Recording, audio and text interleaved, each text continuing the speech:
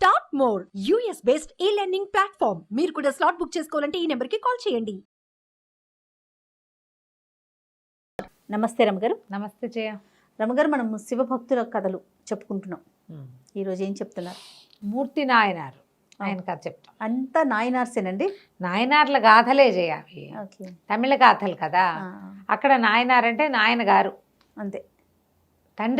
తండ్రితో సమానమైన వాడు అని అనుకుంటున్నా. నాకు అలాగే అర్థమైంది. మరి తమిళ పదాలకు అన్నిటికీ అర్థాలు తెలియదు. బాగానే ఏదో అర్థమవుతుంది. సినిమాలు చూసేస్తా జయ. నేను తమిళ సినిమాలు చూసేస్తాను. తమిళ సినిమా చూస్తాను, మలయాళం చూస్తాను, కన్నడ చూసేస్తాను. అన్ని లాంగ్వేజెస్ కవర్ చేస్తున్నారు. ఏం చేయనంటారా? హిందీ ఎలాగో చూస్తాం. థియేటర్కి వెళ్ళి చూడలేము, ఖాళీగా ఉంటాము, ఏదైనా ఒకటి చూడాలి. మలయాళం సినిమాలు కొన్ని మంచి మంచి సినిమాలు, చాలా మంచి యాక్టర్లు, చాలా గొప్ప గొప్ప వాళ్ళు ఉన్నారు, డైరెక్టర్లు చాలా గొప్ప వాళ్ళు ఉన్నారు. మొత్తానికి ఒక భాష సినిమాలతో పాటుగా మిగతావన్నీ కవర్ చేసి అవి కూడా కవర్ చేస్తే. ఇప్పుడు నేను రేపొద్దున త్రివేంద్రం వెళ్దాం అనుకుంటున్నాను ట్రిప్. అక్కడ తమిళ్ మాట్లాడేస్తారా ఏమిటి? కనీసం ఆ షాప్వాడు ఏదో చెప్తే అర్థమవుతుంది, అర్చకుడు ఏదైనా చెప్తే కథ అర్థమవుతుంది, నాకు తెలియాలిగా. ఓ బాగుంది రమ్మ గారు. 30 రోజుల్లో నేర్చుకోవటం. 30 రోజులు కాదు, సినిమా చూసి నేర్చుకోవటం. ఈ సూపర్. నాయనార్ల గాథలు చెప్పుకుంటున్నాం కదా. కొంచెం కన్నడ, మలయాళం, తమిళం కొంచెం నేర్చుకోండి. మీరు వేరే రాష్ట్రాల్లో తీర్థయాత్రలకు వెళ్ళినప్పుడు ఉపయోగపడుతుంది. తప్పకుండా. ఊళ్ళో వాళ్ళు ఏదో కథ చెప్తారు జయ, మనకు కొన్ని ముక్కలైనా అర్థం కావాలి. నేను లాస్ట్ టైం అలా మా ఉడిపిలో అలాగే నేను అర్థం చేసుకున్నాను, కొంచెం తెలుసుకోవడం వల్ల అది ఉపయోగపడుతుంది కదా. అవునవును. అందుకని వేరే భాషలు చూడకూడదు, అలాంటి భావాల్లో ఉండకండి. నన్ను ఫాలో అవ్వండి ఈ విషయంలో. డెఫినెట్గా. పాండ్య రాజధాని మధురలో ఒక ఆయన ఉండేవాడు, మూర్తి ఆయన పేరు.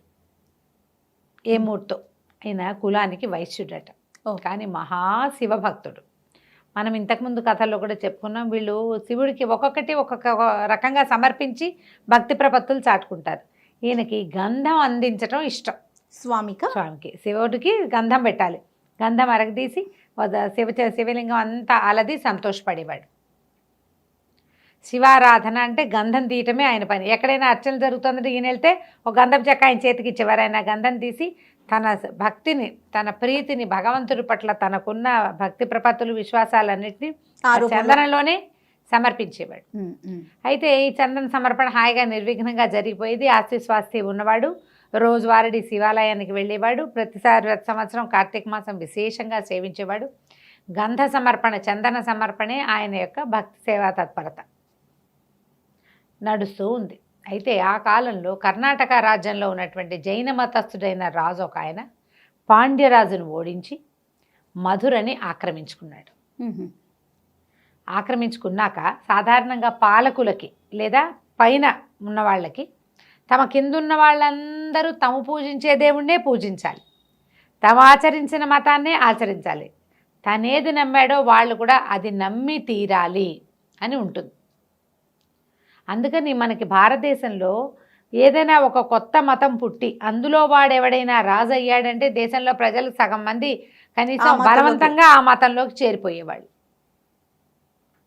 అలాగా బౌద్ధ మతానికి చెందిన రాజులు, జైన మతానికి చెందిన రాజులు, శాక్తేయులు, కొంతమంది వీర వైష్ణవులు, వీర శైవులు. వైష్ణవంలో ఉన్న వాళ్ళు రాజులైనగా మాటగా మనకు కనపడదు. శైవంలో వీరశైవులు రాజులైన వాళ్ళు కనపడ్డారు. ఆ కనపడిన వాళ్ళు ఏం చేశారు, ఎక్కడెక్కడ విష్ణు ఆలయాలంటే వాటిని ధ్వంసం చేసి విష్ణు విగ్రహాలనే పారేసి, విష్ణువు అసలు దేవుడే కాదని అలాంటి ఓవరాక్షన్లు కూడా అలా జరిగేవి. అవునవును. ఏంటంటే అధికారంలోకి వచ్చేసరికల్లా వాళ్ళకి అదొక రకమైన ఉద్రేకం వస్తుంది. వాళ్ళు ఏదైతే విశ్వసిస్తారో దాన్నే అందరూ కూడా నమ్మాలి అని చెప్పి పాటించాలని. రాజు భక్తులైతే ప్రజలంతా భక్తులుగానే ఉండాలి. రాజు ఏ మతావలంబి అయితే ఆ మతంలోకి ఉండాలి. అదొక లోకసహజంగా ఉండేది. ఒక్కొక్కళ్ళు తీవ్రంగా పరిగణించేవాళ్ళు. ఈ జైన మతస్థుడిగా కర్ణాటక నుంచి వచ్చిన ఇక్కడకు మధురకి వచ్చినటువంటి రాజు ప్రజల్ని జైనులుగా మార్చడానికి శాయశక్తులా ప్రయత్నించాడు.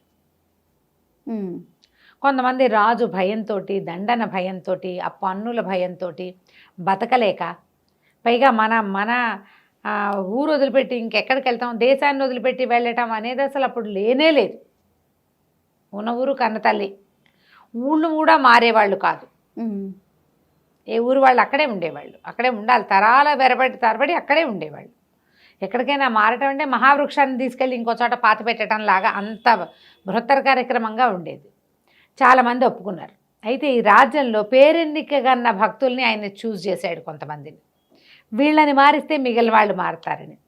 ఆ పేరెన్నికగన్న భక్తాగ్రగణ్యుల్లో మన చందన చర్చ చేసేటువంటి మూర్తి నాయనారు కూడా ఉన్నాడు. ఓహో. ఈయన్ని శత విధాలా దండించాడు, ఆస్తంతా లాక్కున్నాడు రాజు. ఏం చేసినా మూర్తి నాయనారు ఆయనకు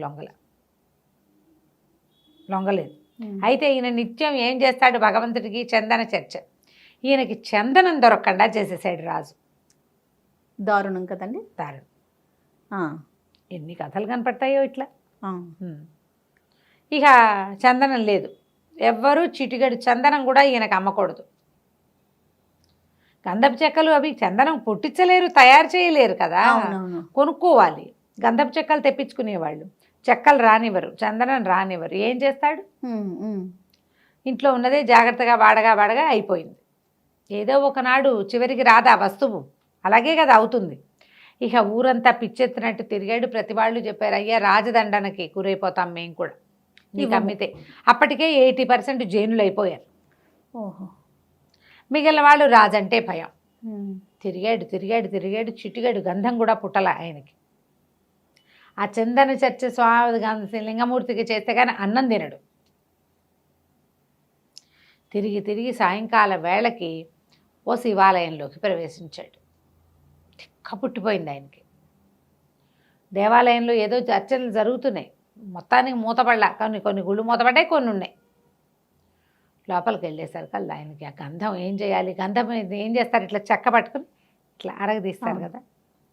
వెళ్ళి ఆ సాన దగ్గర నుంచున్నాడు, పసిపెట్లేసి కూర్చున్నాడు, సానకేసి చూస్తున్నాడు. అసంకల్పితంగా ఆయన 2 చేతులు ఆ సాన మీదకి వెళ్ళిపోయింది.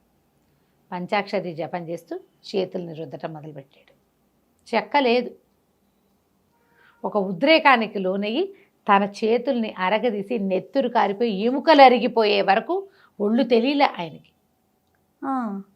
మొత్తం ఏముంది, దేనికైతేనే రాత కోసుకుపోదు. సాన రోజువారీ రుద్దటానికి అలవాటు పడింది కదా, అరగ ఈ పైభాగం అంతా అరగదీసేసి ఎముకల మీదకి వెళ్ళిపోయింది. నెత్తురుమయం దేవాలయం అంతా. ఏడ్చేస్తున్నాడు ఆయన. ఇది చేయకపోతే ఇంకా నాకు శివ చర్చ లేదు, శివసేవ లేదు, ఇంకా భగవత్ సేవ లేదు. ఆ దుఃఖము, ఉద్వేగము, ఇలాంటి పరిస్థితుల్లో నేను దేవసేవ ఎట్లా చేసుకుంటాను, దైవసేవ. ఆ ఏడుస్తూ పంచాక్షరి జపం చేస్తూ అరిచేతులు అరగదీసేసుకున్నాడు. వేళ్ళు అన్నీ ఇట్లా అరిగిపోయి ఇట్లా పట్టుకుంటారు కదా, ఈ భాగాలు, ఈ భాగము అంతా కూడా ఇవి ముణుకుల మీద తొందరగా కట్ అయిపోతుంది కదా, ఇక్కడ ఇవి కట్ అవుతుంది, పువ్వును సరిగిపోతుంది. అరిపోయేసరికి అలా పడిపోయాడు. నెత్తురు మొత్తం దేవాలయం అంతా నెత్తురు, చుట్టుపక్కల వాళ్ళంతా చేరారు, గంటలు మోగిపోతున్నాయి. దేవాలయం అంతా దగదగాయమానంగా జ్యోతులు వెలిగిపోయినాయట. శివవాక్కు ఆయనకు వినపడింది. మూర్తి నాయనారు, నువ్వు కంగారు పడకు, నీ భక్తికి మెచ్చాను, నువ్వు ధైర్యంగా ఉండు, నువ్వు రాజు అవుతావు, ఈ దేశాన్ని మళ్ళీ శైవ మతంలోకి మార్చు,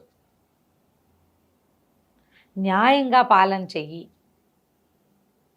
నీ భక్తి అనన్య సామాన్యమైన భక్తికి చాలా నేను సంతోషించానని శివవారిని వినపడింది.